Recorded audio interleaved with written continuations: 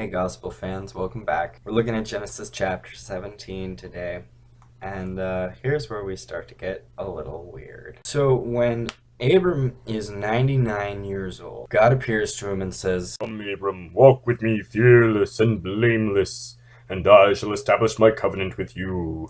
Didn't we already make a covenant, like, before? It says, Abram fell face down. Boom! Like he doesn't just face palm, he like prat falls. Blam! Down goes Abram. God says to him, "No longer shall your name be Abram. From now on, it will be Abraham." the extra ha is important. It's the difference between Kamehame and Kamehameha! Anyway, I will call you Abraham because you will be the father of many nations. Kings will come from you. I will establish my covenant, blah, blah, blah, an everlasting covenant between me and you and your descendants after you for the generations to come, to be their God and your descendants after you in the whole land of Canaan, where you will now reside as a foreigner. I will give as an everlasting possession to you and your descendants after you, and I will be their God. You're goddamn right. What a friggin' mouthful. She sells seashells by the seashore. Sometimes it seems like these stories are being told out of order, or you get to a following chapter and it's like, oh wait, we're gonna go back and give a little bit more detail on this thing that already happened. So God keeps talking. As for you, you and your descendants must keep my covenant. Here's what you gotta do. Every male child must be circumcised. Because I love you. You are to undergo circumcision, and it will be the sign of the covenant between me and you.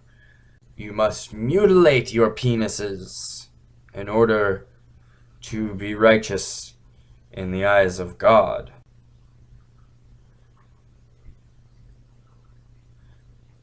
For generations to come, every male among you who's 8 days old must be circumcised. So do it to babies. Yup.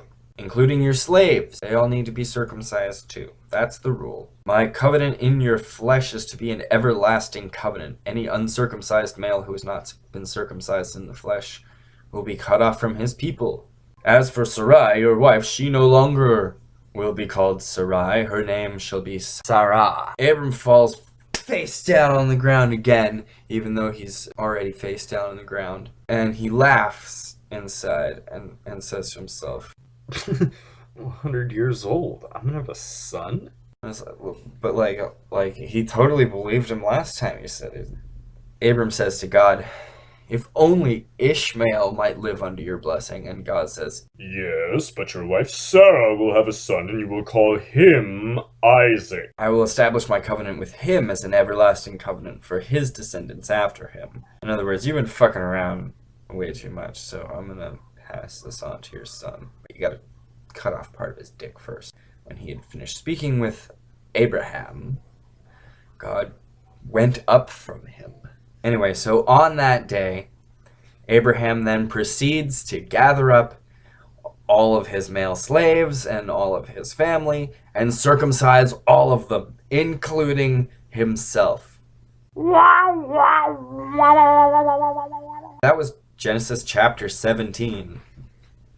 And this is the Gospel according to John. This is a rather uncomfortable chapter. I think we'll just move right along. Tune in next time. Yeah.